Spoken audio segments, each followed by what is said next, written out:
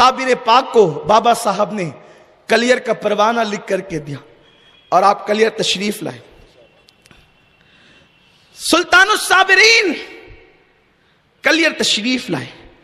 Clear آتے وقت بابا صاحب نے بابا فرید الدین گنج شکر نے ایک ابدال علی ملا ابدال جن کا نام ہے علی ملا ابدال کو آپ کے ساتھ کیا اور آپ علی ملا ابدال کے ساتھ کلیئر کی زمین پر تشریف لائے. کلیئر کی زمین پر آنے کے بعد آپ نے جس گھر میں قیام کیا وہ تیل فروخت کرنے والی تیل بیچنے والی ایک غریب عورت تھی. اس کا نام گلزاری تھا. اس کا نام گلزاری اور اس کا بیٹا اس کا شوہر تیل فروخت کرتے تھے. بابا صابر پاک نے انہی کے گھر قیام کیا. یاد رکھیں اللہ والوں کو غریبوں سے بڑا پیار ہوتا ہے، اس لیے کہ سرکار غوث الاعظم دستگیر نے فرمایا کہ میں نے اللہ سے پوچھا اللہ تو کہاں ہے؟ تو اللہ نے فرمایا مجھے غریبوں کے گھر میں تلاش کر، میں تجھے وہیں ملوں گا. لوگوں آج ہمیں غریبوں کے پسینے میں بدبو آتی ہے اور امیروں کے پسینے ہم اپنے ہاتھوں سے پوچھتے ہیں. یعنی دولت ہمارے لیے سب کچھ ہو گئی ہے، مگر یاد رکھنا آقائے کریم فرماتے ہیں کہ امیروں سے 500 سال پہلے غریب جنت میں داخل کیے جائیں گے. آج یہ امت تباہ نہ ہوتی اگر امیر اور غریب میں فرق نہ کرتی. جب آپ پہنچے غریب مریدہ کے گھر اس لیے قیام کیا، وہ تو پہلے مریدہ تھی نہیں، صابر پاک کا چہرہ دیکھ کر مرید ہو گئی. میرے پیارے آقا علیہ السلام کے پیارے دیوانوں قربان جائیں، گلزاری کے گھر قدم کیا آ گئے، علی کے لال کے غوث پاک کے شہزادے کے. گلزاری کی قسمت سنور گئی اور ان کے گھر قیام ہوا صابر پاک کا. تو صابر پاک اب مسجد جاتے، لیکن چونکہ وہاں کا ایک پس منظر آپ کو بیان کرنا چاہتا ہوں. کلیئر شریف جو ہے وہ قریب ہے ہریدوار کے، اور وہاں کل بھی اور آج بھی شرک بہت عروج پر تھا، اب بھی ہے. بڑے بڑے بت خانے وہاں پر بنے ہوئے ہیں. تو آپ کا مقصد یہ تھا کہ یہاں پر آپ لوگوں کو اللہ کے دین کی تعلیم دیں، اس لیے کہ جو مشرکین ہیں ان کو تو ایمان کی طرف بلانا ہے، اور جو مسلمان ہے وہ غریب تھے، ان کا اکثر لکڑیوں کا معاملہ تھا، لکڑیاں کاٹ کر کے لاتے بازار میں بیچتے. وہاں ساہوکار لوگوں کی زیادہ چلتی تھی، زمیندار لوگوں کی زیادہ چلتی تھی. وہاں پر ایک زمیندار تھا جس کا نام قیام الدین تھا، اور قیام الدین کا لقب تھا زموان. اور وہاں پر ایک امام تھا قاضی القضاء جس کو مقرر کیا گیا تھا، اس کا نام قاضی تبرک تھا. وہ اس کی جامع مسجد کی امامت کرتا تھا. قاضی تبرک نے مالداروں کو پکڑ رکھا تھا اور غریبوں کو چھوڑ رکھا تھا، بلکہ اس مسجد کا ماحول یہ تھا. غور سے سنیں، صابر پاک کو بابا فرید نے وہاں بھیجا اور بابا فرید کی نظر میں پاک پٹن میں بیٹھ کر کلیئر کی گندگی ان کے سامنے تھی. اسی لیے تو آپ نے بھیجا کہ وہاں جا کر گندگی دور کرو، کیونکہ مسجد کا مقصد ہے. ایک ہی صف میں کھڑے ہو گئے محمود و ایاز، نہ کوئی بندہ رہا نہ کوئی بندہ نواز. صابر پاک وہاں پہنچے تو قاضی تبرک نے یہ ماحول بنایا تھا کہ مالداروں کے لیے مصلے بچھتے تھے، اور غریب اگر پہلے سے آ کر بیٹھ جاتا اور مالدار بعد میں آتا تو غریب کو اٹھا دیا جاتا اور پیچھے کر دیا جاتا. یعنی دین کے نام پر دین کا مذاق اڑایا جا رہا تھا. آپ کو معلوم ہے حضرت سیدنا عبداللہ ابن مبارک ارشاد فرماتے ہیں کہ کسی نے پوچھا عبداللہ ابن مبارک سے یہ بتاؤ انسان کون ہے، انسان کسے کہتے ہیں؟ فرمایا علماء حق انسان ہے. تو پھر پوچھا بادشاہ کون ہے؟ فرمایا جو زاہد لوگ ہیں، عابد و زاہد وہ بادشاہ ہے. کہا کمینے لوگ کون ہیں؟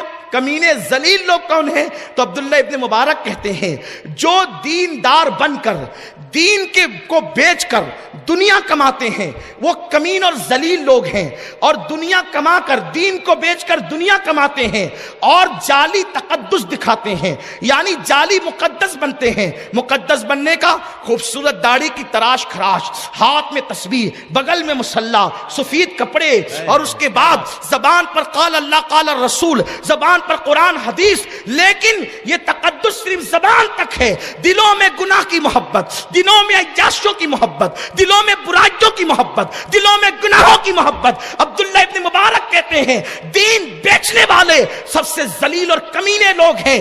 فرمایا میرے آقا صلی اللہ علیہ وسلم نے کہ کوئی دیندار اگر کسی مالدار کا احترام کرے مال کی بنیاد پر تو اس نے اپنے ہاتھوں سے اپنے دین کو قتل کر دیا۔ میرے پیارے آقا علیہ السلام کے پیارے دیوانوں، اسی لیے مصطفیٰ جان رحمت صلی اللہ علیہ وسلم سے کسی نے عرض کیا یا رسول اللہ ہم آپ کو کہاں ڈھونڈا کریں؟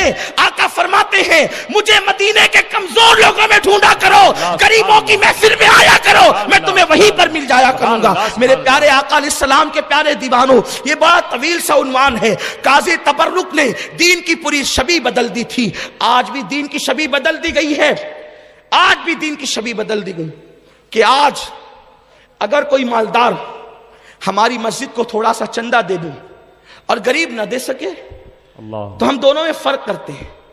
چندہ اس نے ہم کو نہیں دیا ہے، مسجد کو دیا ہے، بے شک بے شک، ہمارے مدرسے کو دیا، ہم کو نہیں دیا ہے، اس لیے ہمارے لیے دونوں برابر ہیں۔ آج ہم فرق کر رہے ہیں، اس لیے اللہ ہمیں توفیق دے، نیک توفیق دے۔ میرے آقا صلی اللہ علیہ وسلم کے دیوانوں، اللہ کے حبیب صلی اللہ علیہ وسلم سے اللہ نے حکم فرمایا حبیب تو کبھی ان کمزوروں کو نہ چھوڑنا، اس لیے کہ مالدار کے قریب اگر کوئی ہو تو وہ سوچتا ہے میرے مال کی وجہ سے قریب ہے، لیکن غریب کے کوئی قریب ہوتا ہے تو وہ سوچتا ہے کہ نہیں یہ میری اخلاص کی وجہ سے میرے قریب، میری محبت کی وجہ سے میرے قریب ہے۔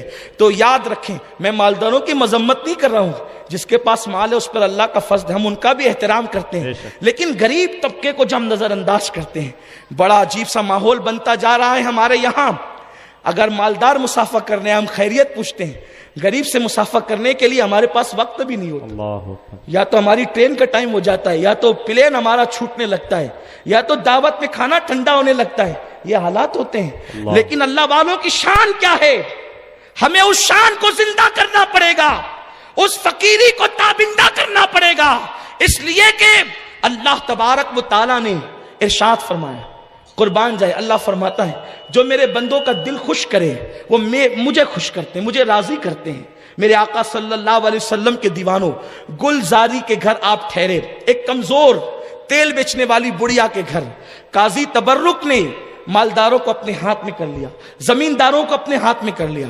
پہلی مرتبہ صابر پاک مسجد گئے، صابر پاک بہت خوبصورت تھے، آپ کے حلیے کے مطابق بتایا جاتا ہے، آپ کا حلیہ یوں لکھا ہوا ہے، آپ کا میانہ قد تھا، پستی بمائل، آپ کا قد میانہ تھا اور آپ بڑے خوبرو تھے، خوبرو اس طرح کہ سرکار غوث الاعظم دستگیر کے پوتوں میں آپ کا شمار ہوتا ہے، بڑے حسین و جمیل تھے۔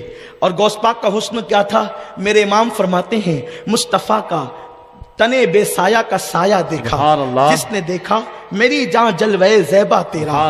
تو آپ مسجد گئے، مسجد میں گئے تو دیکھا تو لوگ بڑے متاثر ہوئے۔ اس وقت جو کلیر کی جامع مسجد تھی، بعض مورخین کے مطابق خزینۃ الاسفیاء، مسالک السالکین، اس طرح کے جو مصنفین اور مورخین ہیں ان کے مطابق ایک وقت میں 10,000 سے زیادہ لوگ اس میں نماز پڑھتے تھے، ارد گرد کے لوگ جمعہ پڑھنے وہیں آتے تھے۔ تو صابر پاک جمعہ پڑھنے کے لیے تشریف لے گئے، اور جب آپ گئے تو آپ وہاں پر کھڑے ہو گئے اور قاضی تبرک سے کہا قاضی تبرک دیکھ میں علی کا بیٹا ہوں اور نبی کا شہزادہ ہوں، اس لیے یہاں خطاب کا حقدار میں ہوں، میں لوگوں کو نصیحت کرنا چاہتا ہوں۔ اس نے کہا میں یہاں برسوں سے امام ہوں اور آپ مجھے کہتے ہیں کہ خطاب آپ کریں گے، ایسا تو نہیں ہو سکتا۔ آپ نے فرمایا خطاب ہمارا حق ہے، منبر و محراب ہمارا حق ہے، لیکن آپ جانتے ہیں یزید کے دور سے لے کر آج کے دور تک علی کی اولاد کے خطاب سے لوگ ہمیشہ ڈرتے رہے ہیں کہ جب بھی ان کی زبان کھلے گی تو یہ ہے علی کے بیٹے، جب بولنے لگیں گے تو چھا جائیں گے زمانے پر۔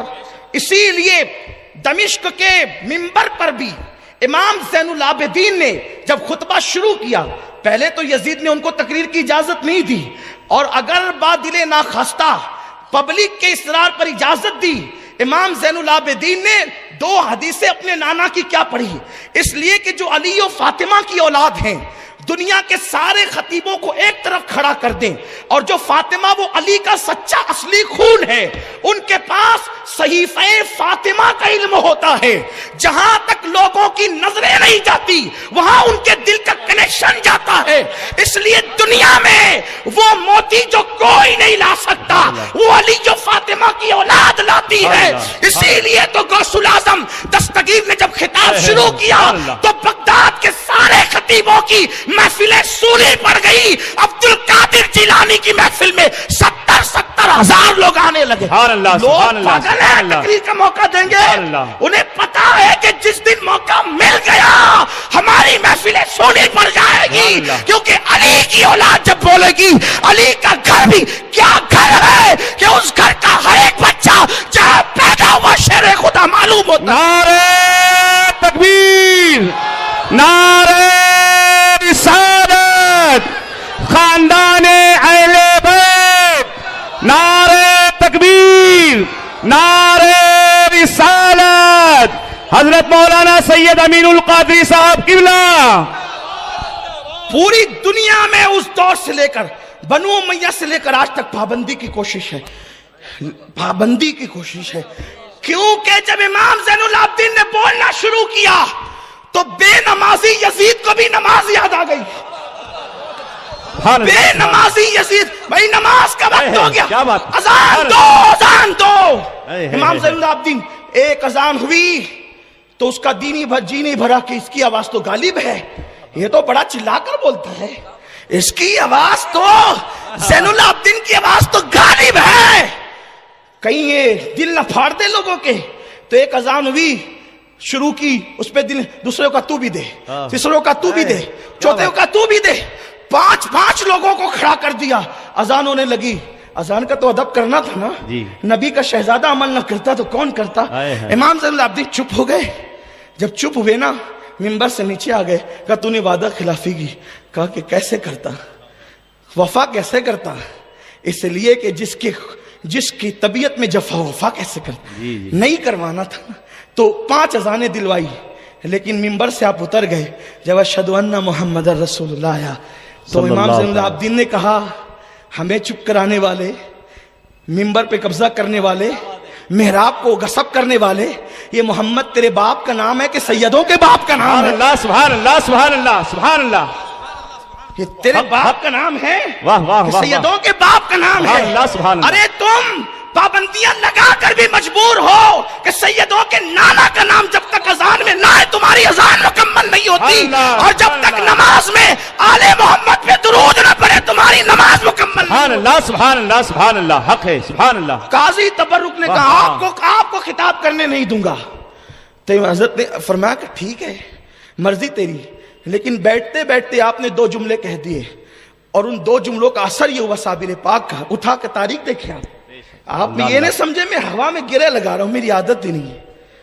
یہ آپ اٹھا کر تاریخ دیکھیں 2 جملے کیا کہے ہیں. پوری مسجد کے آنکھوں میں آنسو آ گئے. تبرک صاحب بہت دنوں سے تبرک بانٹ رہے تھے لیکن دل پر کوئی اثر ہی نہیں ہو رہا تھا، لیکن خون رسول نے کیا بولا تو دلوں کے تار چھیڑ دیے.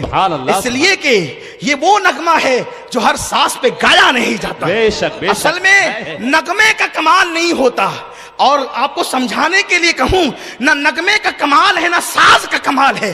کمال تو ان انگلیوں کا ہے جو چلتی ہے تب وہاں سے آواز نکلتی ہے. یہ وہ نغمہ ہے جو ہر ساز پہ گایا نہیں جاتا.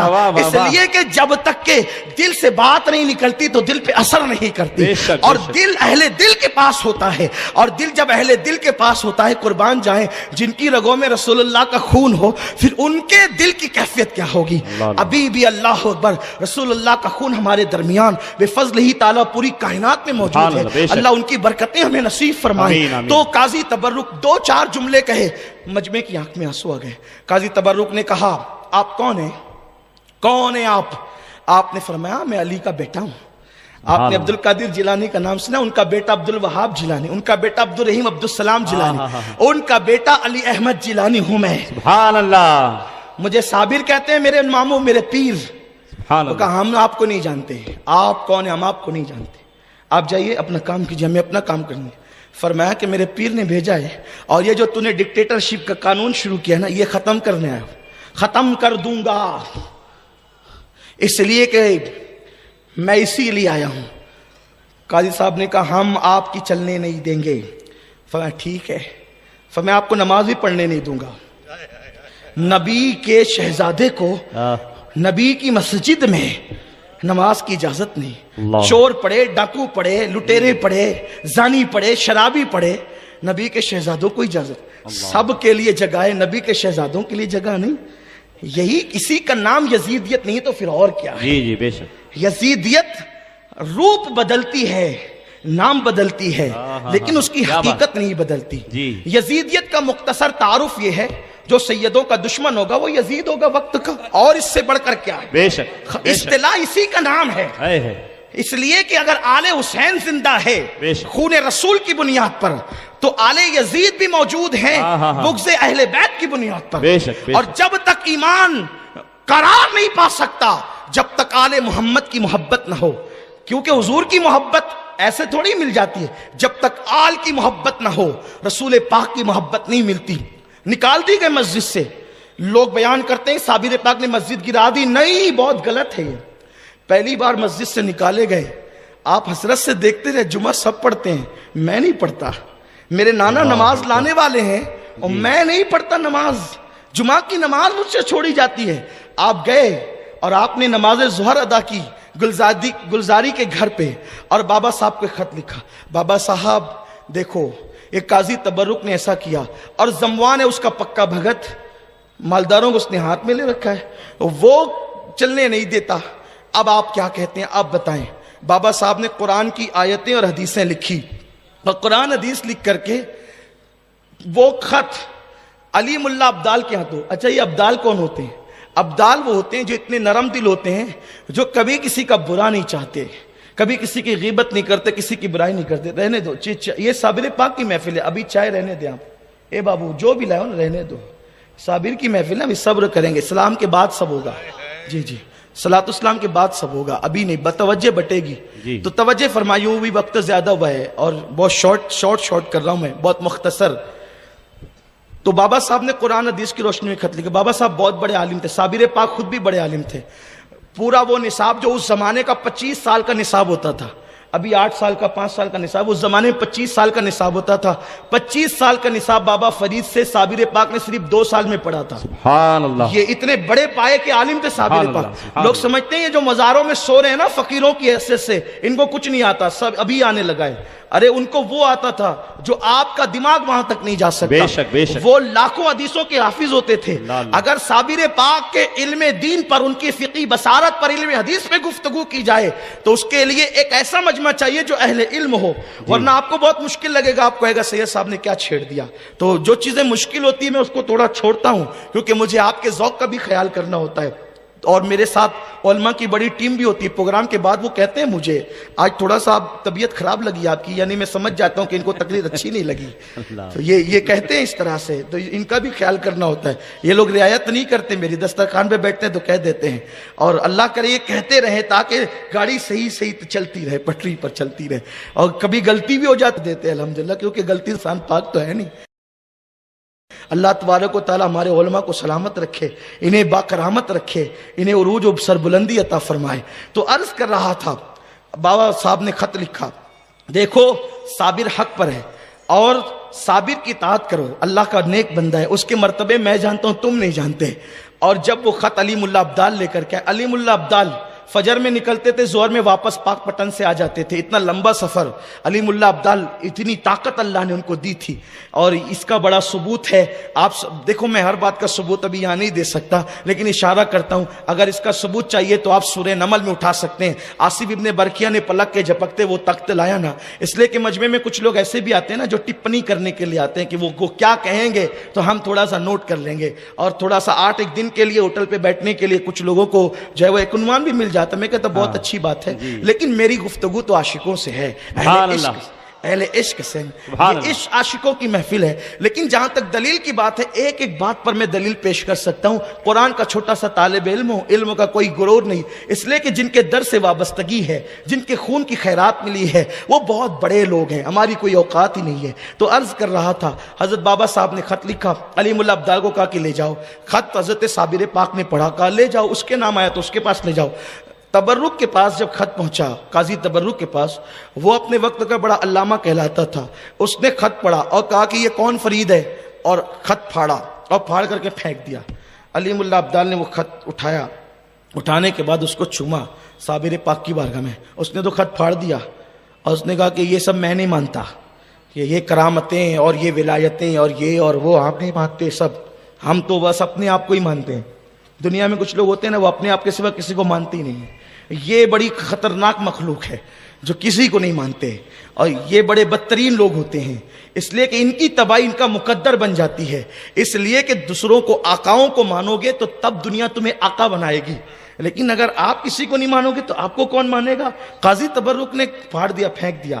علیم اللہ عبدال وہ خط اٹھا کر لائے، صابر پاک نے اس کو چوما، آنکھوں پہ رکھا، سر پہ رکھا، اور اسی خط کو لپیٹ کر پھر دوسرا خط لکھا۔ بابا صاحب دیکھا آپ کے خط کے سب، ہماری توہین کی ہمیں برداشت ہوا، آپ کی توہین کہہ رہے ہیں ہم برداشت نہیں کریں گے۔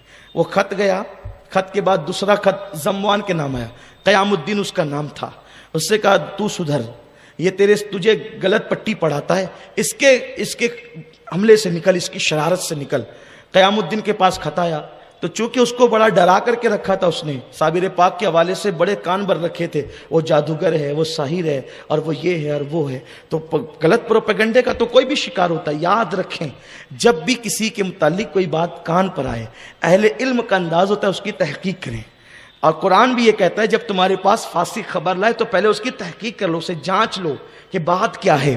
قیام الدین کو اس نے بہت ورگلا رکھا تھا، قیام الدین کے پاس خط آیا، اس نے جو ہے وہ تبرک کو پیش کیا، قاضی تبرک کو، اور قاضی تبرک جو ہے اب اس نے یہ خط پیش کیا تو اس نے وہ بھی پھاڑ دیا۔ علیم اللہ عبدال نے وہ پھٹا ہوا خط پھر اٹھایا اور لے کر کے چلے۔ اس کے بعد تیسرا خط صابر پاک نے لکھا، دیکھو اس قدر جو ہے وہ صابر پاک صبر، میں حیران رہتا تھا کہ بعض کتابوں کے اندر یہ ہے کہ ایک ہفتے میں مسجد جو ہے وہ سجدہ ریز ہو گئی، تو میں نے سوچا کہ جس کا لقب صابر ہو، پھر انہوں نے اتنی اجلت کیوں کی ہے؟ تو بہت کتابوں کو میں نے چھانا کہ حقیقت تک پہنچنا چاہیے۔ بچپنے سے یہی سنتے آ رہے ہیں کہ پہلی ہی نشست میں مسجد سو گئی، ایسا تو نہیں ہونا چاہیے، اس لیے کہ روایتوں کو درایتوں پر بھی پرکھنا پڑتا ہے نا۔ تو اتنا لمبا عرصہ گزرا ہے اس کے اندر، بعض مورخین نے لکھا یہ سب ہوتے ہوتے تقریباً جو ہے وہ 6 ہفتے کا عرصہ گزرا، بعض کہتے ہیں 11 مہینے کا عرصہ گزرا، تقریباً 1 سال گزرا اس کے اندر۔ بہرحال جو بھی ہو، تو اس کے بعد تیسرا خط بابا صاحب کے پاس لکھا، تو بابا صاحب نے اس میں ایک جملہ لکھا، کلیئر میں نے تجھے سونپ دیا اور وہ تیری بکری ہے۔ جملہ دیکھے بابا صاحب کا، بابا فرید کا جملہ، کلیئر تیری بکری ہے، چاہے تو اس کا گوشت کھا، چاہے تو اس کا دودھ پی۔ یہ جملہ فرمایا، قربان جائیں کیا ادیبانہ انداز ہے، صوفیاء کرام کو اللہ نے کیا علم دیا ہے۔ کلیئر تیری بکری ہے، یا گوشت کھا یا دودھ پی۔ اب جیسے یہ ہوا تو وہ خط آیا، تو علیم اللہ عبدال کو بابا صاحب نے کہا، علیم اللہ اس میں بابا صاحب نے ہمیں اجازت دی ہے۔ صابر پاک نے فرمایا، اور جیسے ہی آپ نے جو ہے وہ زمین کو دیکھا غصے سے صابر پاک نے، تو 3 زلزلے آئے کلیئر کی زمین پہ۔ تو چونکہ وہ جو قیام الدین تھا وہ ڈر گیا، اور اس نے تبرک قاضی کو بلا کے کہا، دیکھ یہ صابر علی احمد کو ستانے کا نتیجہ ہے، توبہ کر لیتے ہیں، چل کر ان کو منا لیتے ہیں۔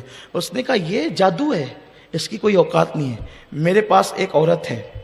دیکھ رہے ہیں آپ کتنی شرافت اس مولوی کی، کہ میرے پاس ایک عورت ہے، وہ جادوگر ہے، اور وہ تجھے 3 نہیں بلکہ 11 مرتبہ زمین ہلا کر بتا سکتی ہے۔ بلوایا اس عورت کو، اور بلا کر کے اس نے زمین پر کچھ انتر منتر پڑھے، تو زمین اس کو ہلتی ہوئی نظر آئی۔ دیکھو کرامت میں، معجزے میں اور جادو میں فرق یہ ہوتا ہے، کرامت سے زمین ہلائی جا سکتی ہے لیکن جادو سے زمین ہلائی نہیں جا سکتی۔ تو پھر ہلتی کیسے ہے زمین؟ آنکھوں پہ اثر کیا جاتا ہے، جادو آنکھوں پہ کیا جاتا ہے، تو زمین ہلتی ہوئی نظر آتی ہے۔ یہی ہے، میں نے پہلے بھی اس کا ذکر کیا میلاد النبی کے جلسے میں کسی اجتماع میں، کہ وہ جو سانپ بنا نہیں سکتے تھے. رسی کو کوئی سانپ نہیں بنا سکتا جادوگر, بلکہ وہ رسی کو نہیں آنکھوں پر جادو کرتے تھے. تو رسیاں لوگوں کو سانپ نظر آتی تھی.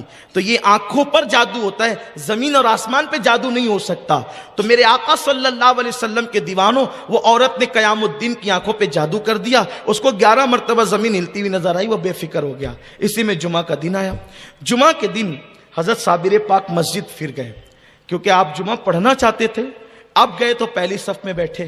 اس کے بعد قاضی تبرک کے آدمی آ کے کہتے ہیں یہاں سے اٹھو, آپ کی جگہ نہیں ہے, یہاں قاضی صاحب کی جگہ, قاضی تبرک یہاں بیٹھے گا. فرمایا کہ ہم فقیر لوگ ہیں, پہلے سے آئے ہیں اور اللہ کے گھر میں بیٹھے ہیں, کسی کا گھر تو ہے نہیں یہ, اور آپ ہمیں یہاں سے اٹھاتے ہیں. تو کہا کچھ نہیں, آپ اٹھیے. تو آپ اٹھے اور دوسری صف میں گئے. دوسری صف سے اٹھنے کے بعد آپ تیسری صف میں گئے. تیسری صف والوں نے بھی اٹھا دیا, یہ ہماری جگہ ہے. آپ چوتھی صف میں گئے. یہ آپ کے ساتھ ہوا ہے, کسی صف میں بیٹھنے نہیں دیا گیا.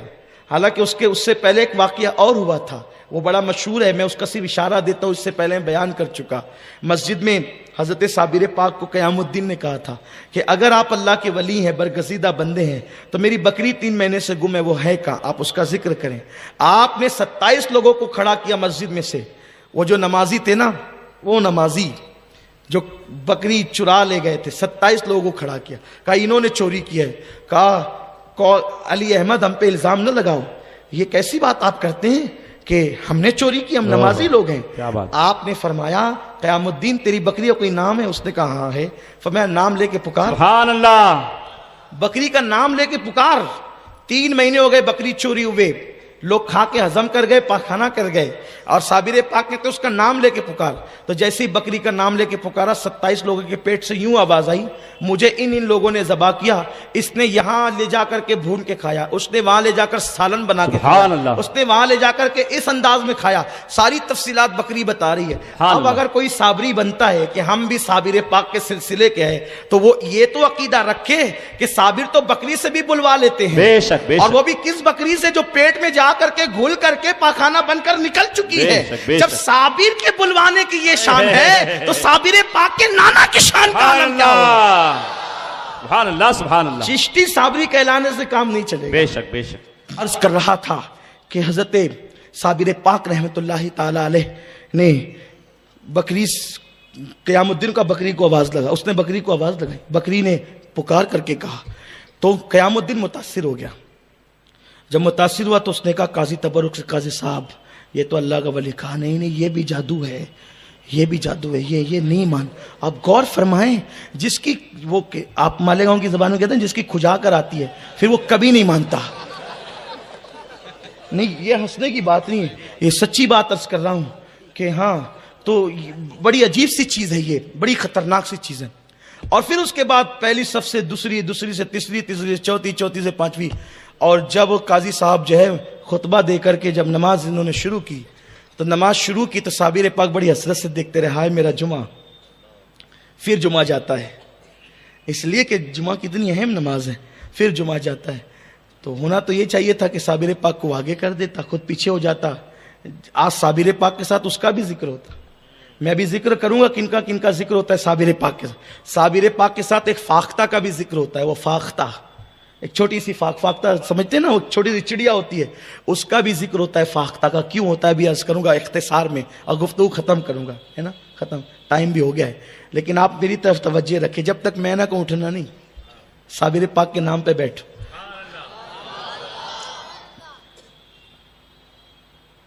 تو جب آپ بالکل باہر ہو گئے اور اس نے نماز شروع کی, حیرت ہے, درود ابراہیم میں آل محمد پر درود پڑھنا ہے اور برکت کی دعا کرنا, اور آل محمد کو مسجد سے باہر کر دیا.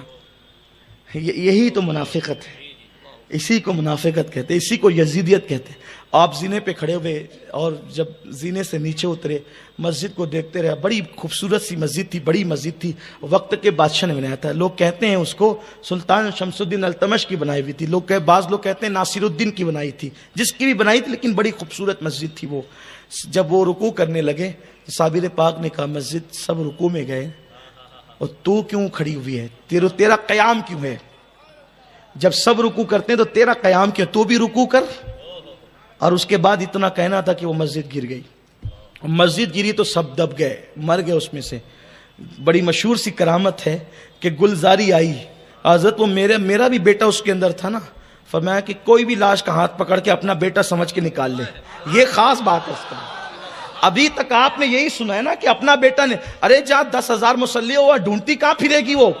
تو صابر پاک نے اپنی ماننے والی کو یہ بھی تکلیف نہیں دی کہ بیٹا ڈھونڈنا ہے۔ حادثے میں لوگ لاشیں ڈھونڈتے ہیں، حادثے میں لوگ لاشیں ڈھونڈتے ہیں، لوگ کہتے ہیں گھر سے نکلو تو پتہ جیب میں رکھ کر نکلو۔ حادثے چہرے بھی بدل دیتے ہیں، اور بدل نہیں دیتے، وہ تو جیب کا پتہ بھی جلا دیتے ہیں۔ حادثے ایسے ہوتے ہیں کہ جیب کا پتہ بھی جلا دیتے ہیں، لیکن صابر پاک کے پاس گلزاری آئی، اور آنے کے بعد کا حضرات مسجد تو گری، سب دفن ہو گئے بغیر کفن کے۔ آل محمد اور اہل بیت کے گستاخوں کو کفن بھی نہیں ملتا۔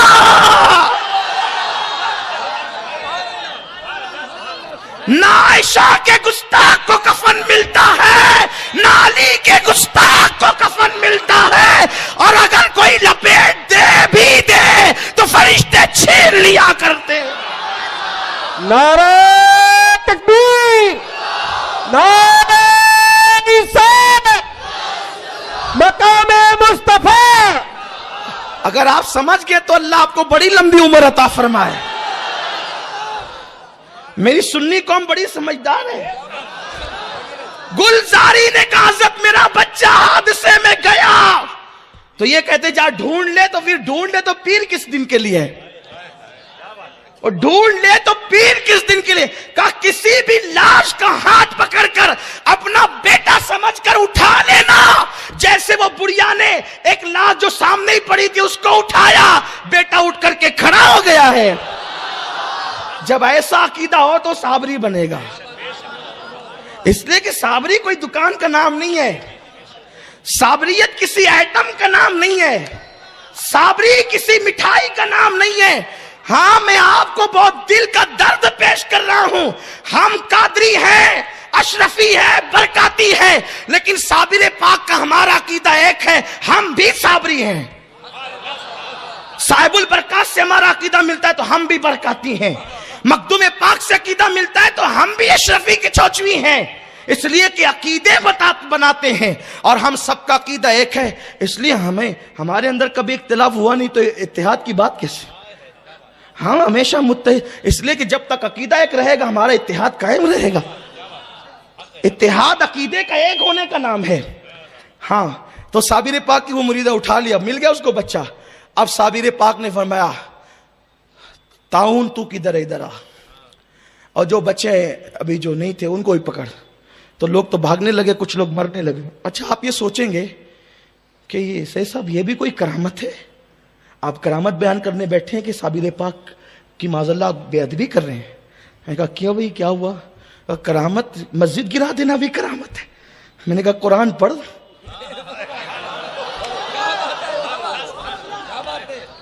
قرآن سے ہٹ کے کہوں تو مجھے مار ڈال، اس لیے کہ وہ خطیب جینے کا اس کا حق ہی نہیں ہے جو قرآن کے خلاف بات کرے۔ 11واں پارہ پڑھ، سورۃ التوبہ پڑھ۔ اللہ نے محبوب سے کہا حبیب گرا مسجد، حبیب تو مسجد بنانے آئے تھے، حبیب مسجد بنانے آئے تھے، اللہ حبیب سے کہہ رہا محبوب اس مسجد میں جانا نہیں۔ اگر یہ آیت قرآن میں نہیں ہے، اللہ کی عزت کی قسم کھا کے کہتا ہوں کبھی مالیگاؤں میں تقریر نہیں کروں، مالیگاؤں میں کیا پوری زندگی کبھی کچھ نہیں کہوں گا۔ لیکن اگر یہ قرآن میں ہے تو پھر صابر پر الزام کیوں ہے کہ انہوں نے مسجد گرائی؟ ارے جب رسول اللہ نے گرائی تو صابر پاک نے گرا کے کون سا جرم کیا؟ تو اب آپ کہیں گے پھر کون سی مسجدیں سنبھالی جاتی ہے؟ جو مسجد کا ممبر نبی اور آل نبی کا وفادار ہو وہ مسجدیں اللہ کا گھر ہے، اور جس ممبر سے نبی اور آل نبی کی بے ادبی ہو، پھر جو صابر پاک نے کیا ہے، جو قرآن نے فرمایا ہے، قرآن جو کہتا ہے اللہ اکبر اللہ یعوذ باللہ، کتنی بڑی بات کہی ہے قرآن نے۔ کوئی قرآن اٹھا کے پڑھے، قرآن اٹھا کر کہے اللہ اکبر، سیریس لو، اس بات کو غور تو کرو۔ قرآن نے کہا جس مسجد میں اسلام اور پیغمبر اسلام کے خلاف منصوبے بنے، قرآن کہتا ہے حبیب اس کو توڑ، اور صرف توڑا نہیں بلکہ توڑ کر آگ لگوائی حضور نے۔ امام الانبیاء سورہ توبہ اٹھائیں، جس کو دیکھنا ہو دیکھ لیں. آپ کے گھروں میں قرآن ہوگا, کسی بھی مفسر کی تفسیر پڑھ, کسی بھی مسلک کے آدمی کی پڑھ لیں, آپ کو مل جائے گا. اس میں کوئی پابندی نہیں لگاتا کہ انہی کی پڑھے انہی کی پڑھے, ورنہ عام طور پہ ہم تو کنز الایمان ہی پڑھتے ہیں الحمدللہ, اور اسی کی تعلیم بھی دیتے ہیں لوگوں کو. لیکن بہرحال اگر اس معاملے میں آپ کو کچھ پڑھنا ہے تو کسی کی بھی پڑھ لیں. حضور نے وہاں پر جو ہے وہ آگ بھی لگائی, اور اس کے بعد صحابہ سے کہا کہ یہاں کچرا ڈالنا, اس لیے کہ مسجد نام رکھنے سے مسجدیں نہیں ہوتی. مسجد نام ہے رسول اللہ کی غلامی میں قائم کرنے کا. ہاں یہ قرآن کہہ رہا ہے. تو بہرحال سرکار صابر پاک نے گرا دیا مسجد. یہ بس اگر اعتراض آپ کے ذہن میں ہے تو میں نے قرآن پیش کر دیا, اور کوئی میرا مقصد نہیں ہے. اللہ جانتا ہے کہ آپ صابر پاک سے بدگمان نہ ہو, کیونکہ لوگ کچھ کم سمجھ بھی ہوتے ہیں نا, کہو کچھ تو سمجھتے کچھ ہیں. پھر اس کے بعد کا تعاون کدھر ہے, تعاون یہ اللہ والے ہیں, دیکھا شفا بھی دیتے ہیں, پھر بیماریوں کو بلا بھی لیتے ہیں. ولی بھی ایسا کرتے ہیں, ہاں ایسا کرتے ہیں. اس لیے کہ جب تک 10 صفت جمع نہیں ہوتی آدمی ولی نہیں بنتا. اور 10 صفت کیسے جمع ہوتی ہے, 10 صفت کیسے جمع ہوتی ہے؟ ایک صفت اس میں جو ہے نا اللہ تبارک و تعالیٰ کی ایک صفت ہوتی ہے, حضور علیہ السلام کی ایک صفت ہوتی ہے. کتنی ہو گئی؟ 2. صدیق اکبر کی 2 ہوتی ہے, فاروق اعظم کی 2, عثمان غنی کی 2, مولا علی کی 2. تو اللہ کی کون سی صفت آتی ہے؟ اللہ کی جو صفت وہ مکمل طور پہ نہیں آتی, اللہ جتنا چاہتا ہے اس میں سے حصہ عطا کرتا ہے. تو اللہ کی صفت قہاری اللہ اپنے دوست ولی کو عطا کرتا ہے. ولی اسی لیے کہتے ہیں کہ وہ اللہ کے قریب ہوتا ہے. اس کو یوں سمجھ لیں آپ کہ جیسے آپ لوہے کو آگ میں ڈالتے ہیں تو لوہا لال ہو جاتا ہے آگ میں رہ کر, اس کو پکڑو تو ٹھنڈا لگتا ہے. صحیح عرض کر رہا ہوں میں جی؟ نہیں نا بھئی, وہ اگر آگ میں 2-4 گھنٹے لوہا رہے گا تو ٹھنڈا لگے گا کہ گرم ہوگا؟ چھالا نہیں آئے گا آگ میں. اگر نہیں آپ کو اس کا علم ہے تو گھر جا کر تھوڑا تجربہ کر لیں. تو کیا ہوگا, لوہا اگر آگ میں جاتا ہے تو وہ جلانے کی صلاحیت پیدا ہو جاتی ہے. کیوں؟ آگ لوہا بن گئی یا لوہا آگ بن گیا؟ نہیں, آگ ہے, لوہا ہے. پھر کیا ہوا؟ اصل میں لوہا آگ کا ولی بن گیا. ولی مطلب قریب ہو گیا. تو آگ کی صفت لوہے میں آ گئی, لوہا رہا, آگ رہی. تو ایسے ہی جب اللہ تبارک و تعالیٰ کسی کو اپنا ولی بناتا ہے تو بندہ رہتا ہے, اللہ رہتا ہے. اللہ بندہ بنتا نہیں, بندہ اللہ بنتا نہیں. لیکن اللہ اپنی صفت کی برکتیں اس کو عطا کرتا ہے. بیٹا دینا اللہ کی صفت ہے, پھر ولی اللہ بھی بیٹا دیتا ہے. جیسے جلانا آگ کی صفت ہے لیکن آگ بھی جلاتی ہے. تو اللہ تبارک و تعالیٰ اپنے ولی کو یہ صفت عطا کرتا ہے. تو فرمایا واقع تعاون آ جا. تعاون آ گئے, لوگ مرنے لگے, پورا خالی ہو گیا. گلزاری سے کہا 12 کلومیٹر دور سب تیرا گھر بار لے کر چلی جا. اور جو مریدین تھے 2-4 جمال الدین اور اس طریقے کے کچھ لوگ, بہاؤدین, ان کو بھی کہا تم بھی جاؤ سب. اور آپ نے ایک جلال کی آگ لگائی. علی ملا عبداللہ کا تو بھی پاک پٹن جا, اب یہاں کوئی نہیں رہے گا. وہاں پر امام صاحب کی درگاہ, وہ بہت پرانی, صابر پاک سے پہلے کی درگاہ شریف ہے, وہ وہاں جایا کریں. اگر کلیہ شریف جانو پہلے امام صاحب کے حاضر دیا کریں, اس کی بہت برکتیں ہیں. سبحان اللہ, وہاں جائیں, بڑی برکتیں آپ کو ملے گی انشاءاللہ. تو امام صاحب کی درگاہ اور ایک درگاہ شریف اور ہے وہاں, اور گولر کا جھاڑ. صابر پاک نے چاروں طرف نظریں ڈالی تو آگ برسنے لگی. اس لیے کہ صابر پاک, کیونکہ جو بھی ولی ہوتا ہے نا وہ کسی نہ کسی نبی کا پرتو ہوتا ہے, کسی نہ کسی نبی کے نقش قدم پہ ہوتا ہے. تو صابر پاک تھے موسیٰ علیہ السلام کے نقش قدم پر, ان کے پرتو, تو بڑے جلالی تھے. تو ڈالی آگ اور جلا دیا اور گولر کی شاخ پکڑ کر کے کھڑے رہے. عالم تحجر میں اب اپنا جلوہ دکھا. پورا کلیئر جل گیا, جل رہا ہے, 12 سال تک کلیئر جلتا رہا. آپ نے کہا یہ جلانا کیا ہے؟ اور تور جلتا ہے تب تجلی نظر آتی ہے نا, وہاں تور جل رہا تھا, یہاں پورا کلیئر جل رہا تھا. یہ شان موسوی دکھا رہے ہیں, وہ موسیٰ نہیں بن گئے, نبی نہیں بن گئے, شان موسوی دکھا رہے ہیں. دیکھ لو آج موسیٰ کے پرتو کی تجلیاں. اور 12 سال تک صابر پاک گولر کی شاخ پکڑ کے کھڑے رہے, اور 12 سال تک وہ فاختہ صابر پاک کے سر کے اوپر جو گولر کا درخت تھا, اس نے صابر پاک کی صحبت نہیں چھوڑی. وہ وہیں بھوکی پیاسی 12 سال تک بیٹھی رہی. وہ فاختہ بھی نہیں جلی, وہ سلامت رہی. اور فاختہ کی عمر کتنی ہوتی ہے, لیکن 12 سال اللہ نے اس کی بھی عمر کر دی اور اس سے زیادہ عمر کر دی. اور قدرت بتا رہی ہے اگر فاختہ میرے ولی کی وفادار بن جائے تو ہم اتنی بڑی آگ میں بھی جو ہے اس کی حفاظت کیا کرتے ہیں. انسانوں تم وفادار ہو جاؤ تو ہم جہنم کی آگ میں تمہیں کیسے جلائیں گے. صابر پاک 12 سال تک عالم تحجر استغراق میں، اور 12 سال تک نہ کچھ کھایا نہ کچھ پیا. یہ ہے میرے صابر پاک کی کرامت اور عظیم کرامت. بابا صاحب بہت فکر مند تھے. کیا کریں جب 12 سال ہو گئے، پورا کلیئر جل کر خاکستر ہو گیا، نہ کوئی درخت بچا، نہ کوئی گھر بچا، نہ کوئی مکان، سب جل گیا. تو صابر پاک رحمت اللہ، جو 2 مزارات تھے، وہ مزار گولر کا درخت اور جس سے آپ گولر کی شاخ پکڑے تھے اور وہ فاختہ، یہ چیزیں محفوظ رہی. 12 سال ہوئے تو بابا صاحب کی آنکھوں میں آنسو آ گئے. میرا صابر 12 سال سے کھڑا ہے. لوگوں، یہ عشق یہ ہے. عشق کی آگ لگتی ہے نا تو یہ مرتبے ملتے ہیں. 12 سال آپ کو ایسا لگے گا 12 سال تک کوئی کھڑا رہ سکتا ہے؟ بس میں تو یہ کہتا ہوں، یہ عشق کوئی پھل نہیں ہے نا، جو یا عشق کوئی بتانے کی چیز نہیں ہے نا. اور آپ کو پتا ہے، جو آگ میں جب تک نہ جلا ہو اس کو آگ میں جلنے کی کیفیت کیا معلوم ہوگی؟ اس کے لیے تو آگ کی کیفیت کے لیے آگ میں جلنا پڑے گا. تو لوگوں کو عشق عشق عشق کی بات لوگوں نے بہت کی ہے، لیکن اصل جو عشق خدا و رسول ہے، یہ وہ آگ ہے جب اس کے مزے میں انسان چھلانگے لگاتا ہے تو راتوں کی نیند اڑ جاتی ہے، کھانے سے تعلق ٹوٹ جاتا ہے، لوگوں سے تعلق ٹوٹ جاتا ہے، پھر وہ اللہ ہی اللہ میں مست ہو جاتا ہے. یہ زبانی اللہ اللہ جو کرتے ہیں، یہ کوئی یعنی کہ آپ کو کوئی کسی بڑی منزل پہ نہیں پہنچانا. زبان پہ اللہ ہے اور دل میں گناہوں کے بت ہیں، گناہوں کی محبت ہے، اس سے کچھ نہیں ملنا ہے. جب تک زبان کے ساتھ دل اللہ اللہ نہ کہے اور اس میں آگ نہ لگے. اصل چیز ہے التقویٰ ہاں ہونا، تقویٰ یہاں ہے.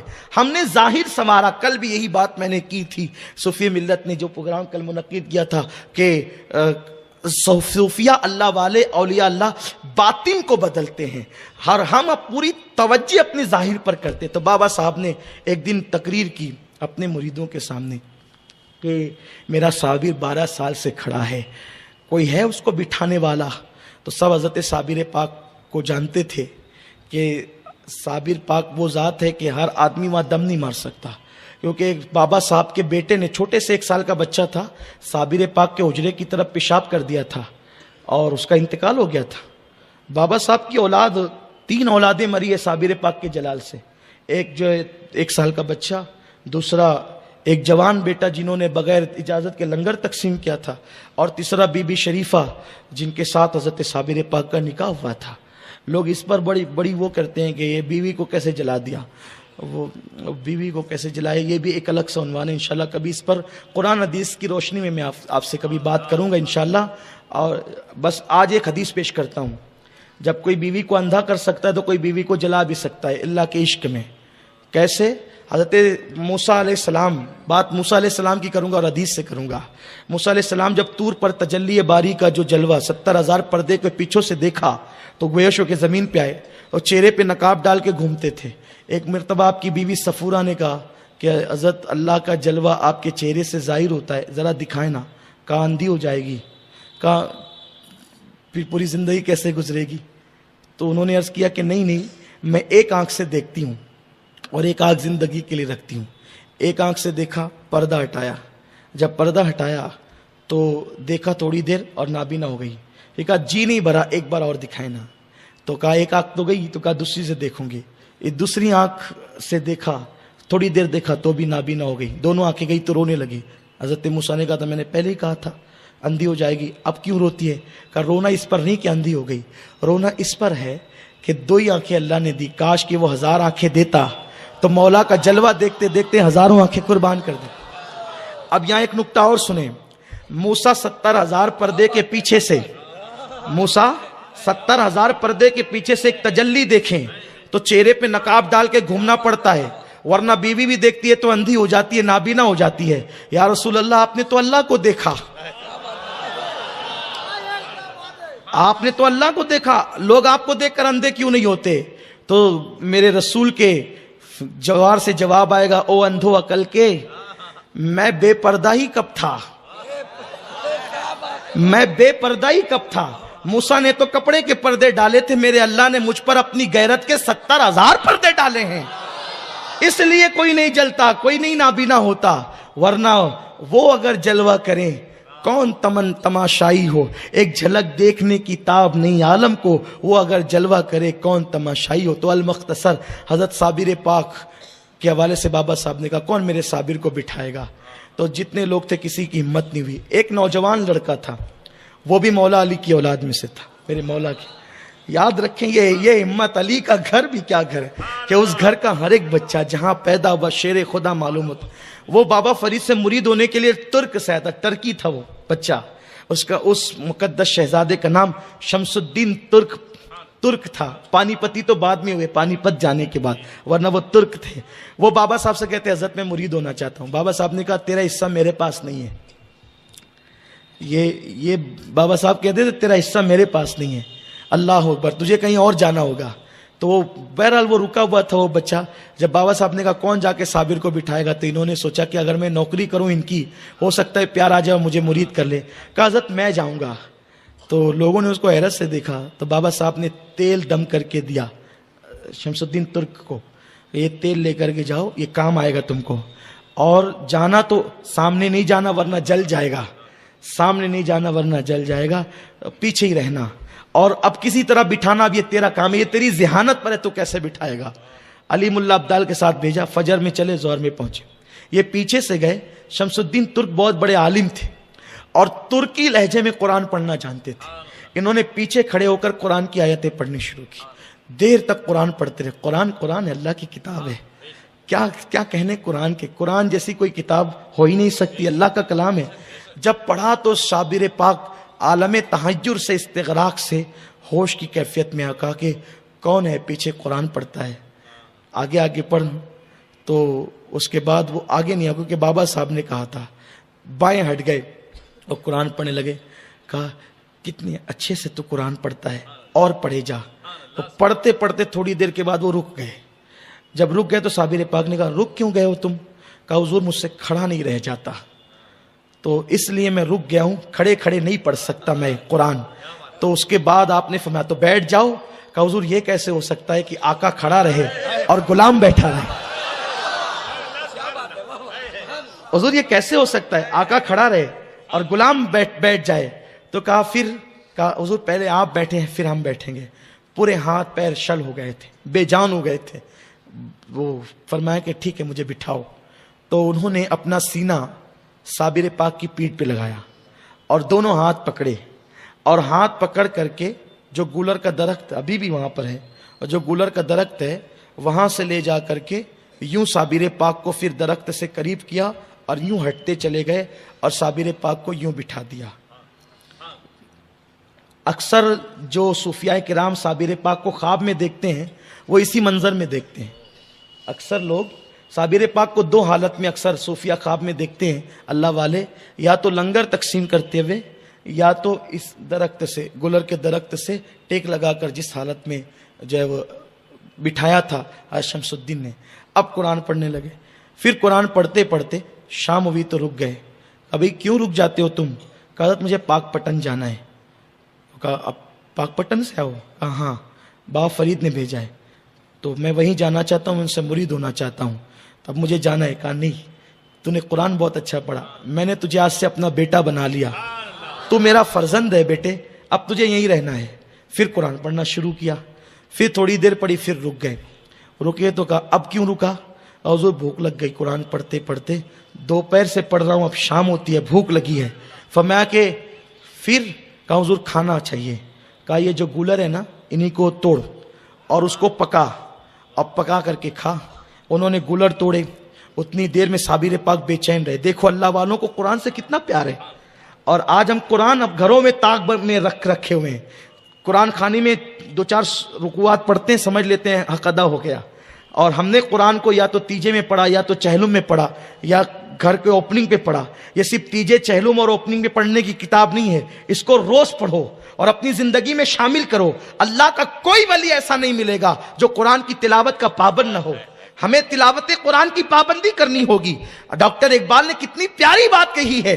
جب لوگ مرتے ہیں آقا فرماتے ہیں مرنے والوں کے بعد جن کو سکرات کی تکلیف ہو قرآن پڑھا کرو. جب تم قرآن پڑھو گے تو اس کی موت آسان ہو جائے گی. ڈاکٹر صاحب کہتے ہیں لوگوں تم نے قرآن سے تو مرنا سیکھا لیکن قرآن سے تم نے جینا نہیں سیکھا. ارے جس قرآن کی برکت سے اللہ موت کی تکلیف کو آسان کر دیتا ہے, کیا اس قرآن کی برکت سے اللہ زندگی کی تکلیفوں کو آسان نہیں کر سکتا؟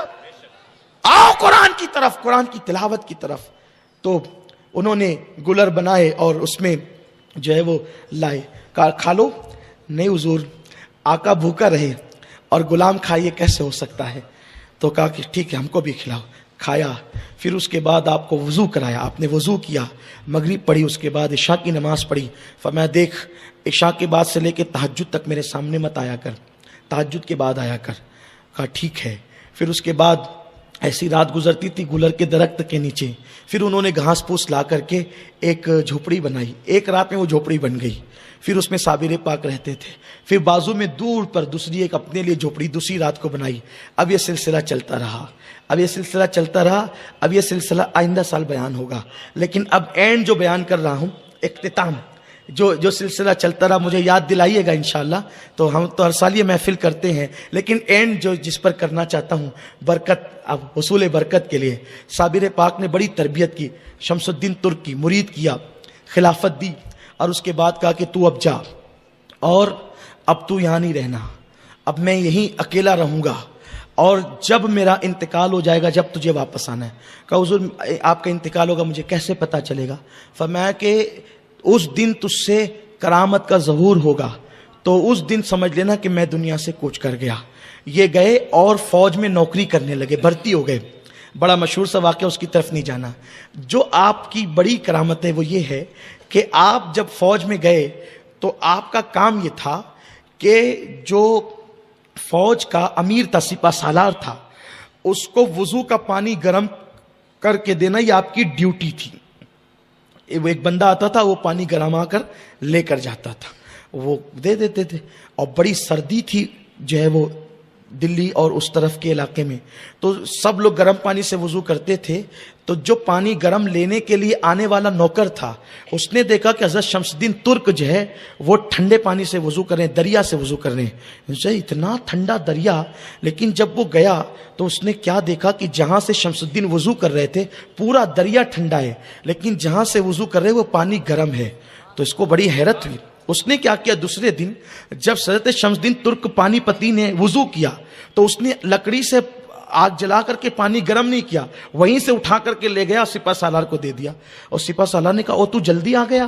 کہا کہ جلدی آنے کی وجہ یہ ہے کہ آگ پر پانی گرم نہیں کیا، حضرت شمس الدین جہاں سے وضو کرتے ہیں وہاں سے لایا. کہا اچھا.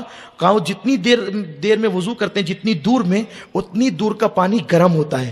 یہ اللہ والوں کی شان ہے. من کان للہ کان اللہ لہ. سنیو، آپ نے کسی اندھے بہرے کا دامن نہیں پکڑا ہے، آپ نے کسی جو ہے وہ اللہ اکبر اپنی مرضی سے کسی کا دامن نہیں تھاما ہے، بلکہ اللہ ہمیں ان آقاؤں کا دامن ملا ہے کہ جو آنکھیں بند کر بھی پوری دنیا کی سیر کرتے ہیں. اللہ نے ہمیں ہمارا مقدر کیا رکھا، کیسے کیسے اولیاء اللہ نے ہمیں عطا فرمائے. حضرت شمس الدین ترک پانی پتی کی یہ کرامت ظاہر ہو گئی. اور اس کے بعد پھر وہ بڑا مشہور سا واقعہ آپ نے سنا ہوگا کہ چراغ آندھیوں کی زد پر بھی جلتا رہا، آپ تلاوت کرتے رہے.